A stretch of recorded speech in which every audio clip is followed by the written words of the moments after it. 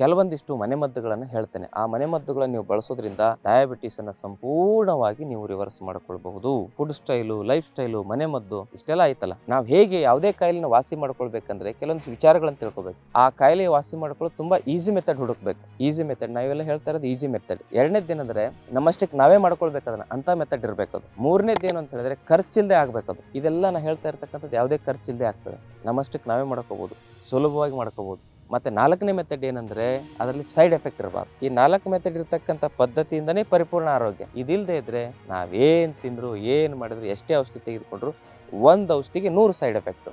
ಜೀವನ ನರಕ ಯಾತನೆ ಅನುಭವಿಸಿ ಡಯಾಬಿಟಿಸ್ ಔಷಧಿ ತಿಂದು ಕಿಡ್ನಿ ಫೇಲ್ ಆಗಿ, ಹಾರ್ಟ್ ಅಟ್ಯಾಕ್ ಆಗಿ, ಬ್ರೈನ್ ಹೆಮರೇಜ್ ಆಗಿ, ಗ್ಯಾಂಗ್ರೀನ್ ಆಗಿ, ಕಣ್ಣು ಹೋಗಿ ನರಕನೇ ನರಕ. ಸುಮಾರು ಸೈಡ್ ಎಫೆಕ್ಟ್ ಇಂದ ಮನುಷ್ಯರ ಜೀವನ ಹೆಂಗಾಗುತ್ತೆ ಅಂದ್ರೆ ಅದೊಂಥರ ಯಾಕಾದ್ರೂ ಹುಟ್ಟಿದ್ನಪ್ಪ ಅಂತಕ್ಕಂಥ ವೇದನೆ ಜೀವನದಲ್ಲಿ. ಅದಿಲ್ಲ. ಜೀವನ ಅಂತ ಹೇಳಿದ್ರೆ ಸಂತೋಷಮಯವಾಗಿ ಜೀವಿಸ್ಲಿಕ್ಕೆ ಬಂದಿರೋದು.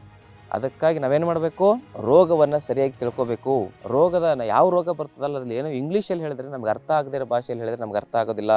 ಆ ರೋಗವನ್ನ, ರೋಗದ ಲಕ್ಷಣಗಳನ್ನ, ರೋಗದ ಒಂದು ಕಾರಣಗಳನ್ನ ಕನ್ನಡದಲ್ಲಿ ಹೇಳಂತ ಹೇಳ್ಬೇಕು ವೈದ್ಯರಿಗೆ, ಡಾಕ್ಟರ್ಗಳಿಗೆ. ಅವರ ಹೇಳಲಿಕ್ಕೆ ಆಗೋದಿಲ್ಲ ಅವರು. ಯಾಕಂದ್ರೆ ಡಾಕ್ಟರ್ಗಳಿಂದ ಪೇಷಂಟ್ ಬದುಕೋದಿಲ್ಲ, ಪೇಷಂಟಿಂದ ಡಾಕ್ಟರ್ ಬದುಕಿರೋದು ಸತ್ಯ. ಹೀಗೆ ನಾವು ಸರಿಯಾಗಿ ತಿಳ್ಕೋಬೇಕು. ನಮ್ಮ ಆರೋಗ್ಯ ಸರಿ ಮಾಡ್ಕೊಳ್ಳಿಕ್ಕೆ ಏನು ಮಾಡಬೇಕು, ನಮ್ಮ ಆಹಾರವನ್ನೇ ಔಷಧಿಯಾಗಿ ತೆಗೆದುಕೊಳ್ಬೇಕು.